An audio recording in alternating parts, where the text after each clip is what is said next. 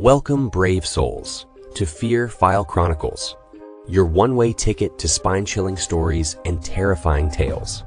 Tonight, we'll be diving into the darkest corners of the human mind with the story, Rickets, Part 3, penned by the twisted mind of Locked 334. Together, we'll explore the unexplained and face our deepest fears. But before we begin, if you enjoy trembling in terror, be sure to hit that like button. Share this video with your fellow fear fanatics and subscribe to our channel. Don't forget to click the bell notification so you never miss an eerie episode. Your support truly means the world to us, so feel free to leave a comment below to join the Fear File Chronicles community. Now, without further ado, let's unravel the mysteries of the unknown together. As we delve into tonight's fear-inducing story, Rickets, Part 3. Dim the lights and prepare yourself for a chilling journey into the Fear File Chronicles. Good morning, sunshine, Hal said as he sat a fresh cup of coffee on the table in front of the couch. My eyes shot open and shifted side to side. It took a few seconds for me to remember where I was. Stale cigarette smoke hung in the air and mixed with the warm scent of the brew before me. I nodded in response to Hal before picking up the mug. I pressed it to my lips and sipped vigorously despite the temperature of the liquid. In my younger years, I had always used plenty of sugar and creamer, but something about that bitter taste satisfied a craving. I knew what my body wanted, even though it had been months. A deep sigh escaped my lips after downing most of the cup. There were so many things going through my mind. I had to see about a job, a place to stay, and beyond all that, I would need to figure out what was going on in my head. Hal broke the silence. do you know what rickets are? The word shook my train of thought. What? Rickets. He repeated. Do you know what the word means? Oh. I paused for a moment to think. It's some sort of bone disease, right? The old man nodded as he clarified that it was a condition that had been witnessed in children for a long time. He had only known a couple of people who had ever had it. Apparently, by 1945, the condition had all but been eliminated. Those who still suffered from it after modern medicine were those who simply could not afford proper medical care. I pulled out my phone and did a quick search. Hal scoffed at my technology, but as I pulled up a black and white image of some examples, he nodded again to affirm that was what it was like at one time. I scrolled through several images. I found some similarities to what I had dreamt, but nothing as grotesque. He watched me for a few minutes, his hands turning over on themselves. His fingers rubbed at his palms, and it soon drew my attention. Hal was watching me intently, his eyes glassy, as if he were fighting back tears, and his lip quivered. I shoved my phone back in my pocket. You okay? Without blinking, he responded, No. And neither are you, boy. It was like a stone dropped from my throat to my stomach. I felt sick, suddenly. Hal had not seemed dangerous, but the way he said that was ominous. My foot began to tap at the floor as the silence lingered. Dread filled the room as I waited for more, but Hal just sat, contemplating. I slowly placed the cup on the table and rose to my feet. I started mumbling about how I should be going and thanking him for letting me crash on his couch. The old man stood slowly, almost in time with me, and his eyes stayed locked on me. My heart was a drum in my chest as I noticed that tears were streaking between the wrinkles on Hal's face. I backed toward the door, and he followed and began shaking his head. I'm sorry. His worn lips shook out the words. My hands fumbled for the doorknob. For what? I can't let you go, boy. He replied in almost a sob. My vision began to blur, and the room began to spin. What? Why? I can't let him get me again, he said weakly as he revealed a rope from beside the couch, and my world went black. In the darkness of my mind, a world formed around me. I could smell fresh wood and dirt. The ominous whispers echoed in my ears. Rickets, Rickets, Rickets. My hands shifted about in my blindness to feel that I was in a wooden box, just big enough for my body to lie in. I opened my mouth to yell, but nothing came. I could feel warm, salty specks roll down my cheeks as I began to hear the clumps of dirt being dropped on my makeshift grave. I wanted out. I wanted to go home. I missed my family. I missed my friends. I was so sorry for all the things I had done. I begged God to save me. I promised I would never go back to the way I was. I pleaded the way all of us do when we are so close to death. We scream, we claw, we beg, and we fight to survive. Thin strands of white light began to push through the lid of my coffin. Rustling of dirt could be heard from above. A feeling of relief washed over me. I was saved. Wood splintered as the lid was removed, and I almost leapt out of the hole. Above me was the creature. Its eyes of coal peered down at me for a moment as it licked its lips. I curled back into my box and shook my head violently in protest before the goblin dove onto me, screaming, Rickets!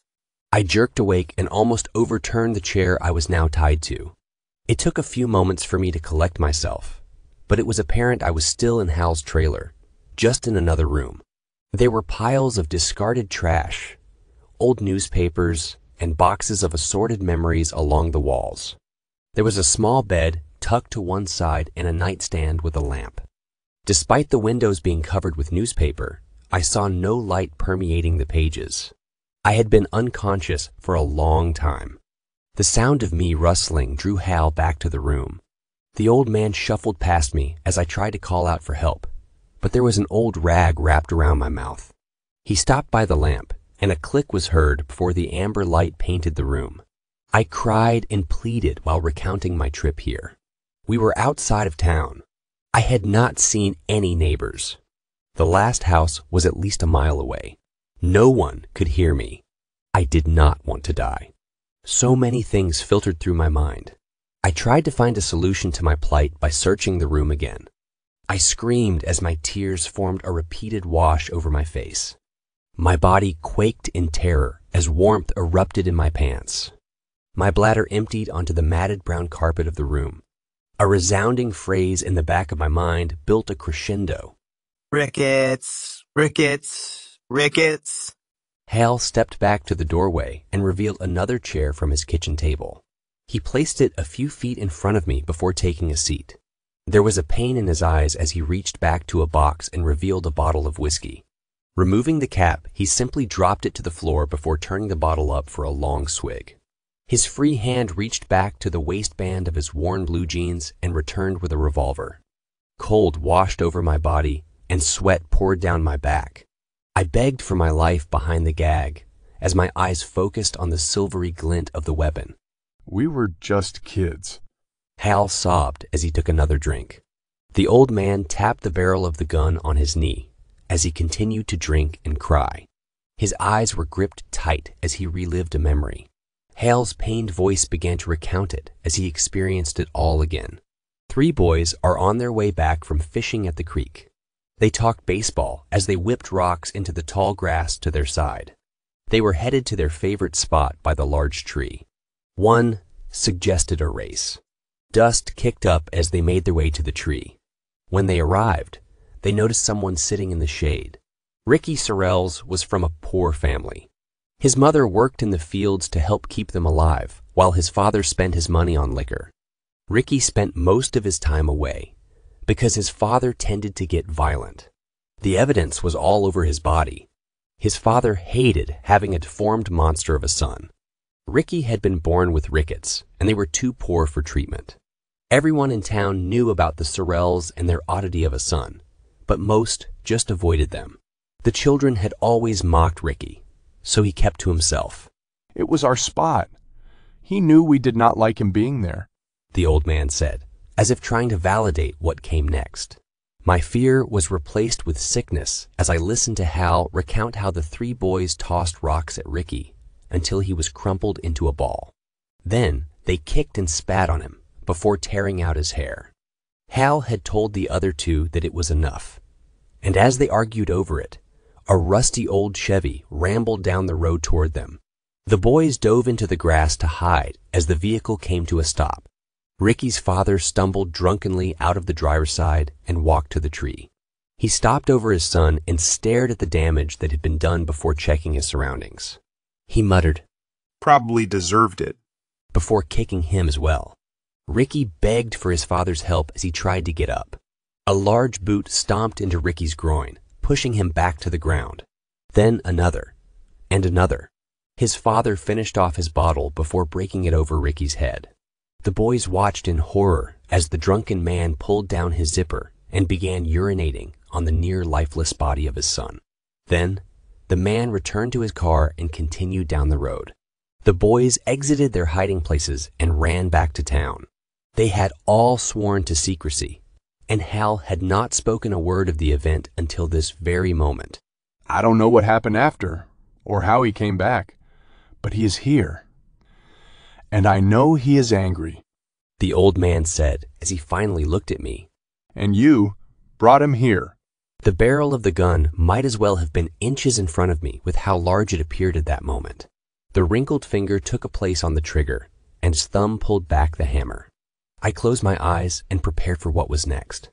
In my mind, I said a prayer. I begged for forgiveness. I told the Lord that I wished I had time to right all my wrongs and to make things right with my family. So many thoughts swirled about like a tornado, encased in my fear. There was nothing I could do but wait. Then there was a rustling and a crash. I winced as the shot fired, and then Hal began to scream. My eyes opened to witness the old man crumpled on the floor, trying desperately to breathe as a deformed creature hovered over him. It clawed and bit at the old man who was trying to reach the weapon. It was no use. Rickets was too strong, and Hal was old. I began shuffling backward in the chair. I rocked and swayed as hard as I could until it finally toppled over with me in it. By luck or God's grace, the old wooden seat cracked and fell away from me. My eyes focused on the scuffle in front of me while pulling at my restraints. Once I was free, I staggered to my feet. Ricketts stopped to peer at me as he clasped a gnarled hand over Hal's face. Rickets, Rickets. I pulled the old rag from my face and wiped the tears from my eyes. My steps were slow and deliberate. I held my hands out as if indicating I was not a threat to the thing that now stood in the room. I knelt even slower to retrieve the revolver, but the ghoul did not attempt to stop me. It only pointed toward Hal and began repeating that familiar phrase. Rickets, Rickets, Rickets. I slowly approached. Ricketts? Is that what you all called him? Hal simply shook in terror, eyes wide, but Ricketts nodded to affirm my question. My stomach turned looking down at the old man. In that moment, I knew I had been wrong about who the monster truly was. My hand shook as I raised the revolver, and my index finger applied pressure to the trigger. With a crack, the room fell silent, and Ricketts was gone. Hal lay lifeless on the floor, and I brushed at my cheeks again. I pushed the gun into my waistband before stepping over Hal's body. I rifled through his pockets and got the keys to his truck before shutting the door to the bedroom. A few lit matches later, I stepped off the porch and climbed into the truck. The trailer caught fire quickly and was out of control long before anyone noticed. I made sure to be far away from the site before the authorities arrived. I could not risk getting caught while still on probation. Before long, I stopped at the entrance to a dirt and gravel road. I looked up at the sign that read Old Indian Road. I turned in and headed for the tree. Well, my friends, we've reached the end of tonight's chilling tale, Ricketts Part 3 by the talented Locked 334. I hope you've enjoyed our descent into darkness and that you'll carry a piece of the Fear File Chronicles with you as you drift into uneasy dreams. If our story left you shivering and shaking, don't forget to like this video, share it with others who crave a good scare, and subscribe to the Fear File Chronicles for more haunting horrors. Remember to hit the bell notification so you're always among the first to know when a new nightmare awaits. As always, we appreciate your support, and would love to hear your thoughts in the comments below. Sharing your fears and frights with us truly means a lot, so don't be shy to engage with our sinister community. Until next time, remember to embrace the darkness, for it is within the shadows that our most terrifying stories are born. Good night, and stay scared.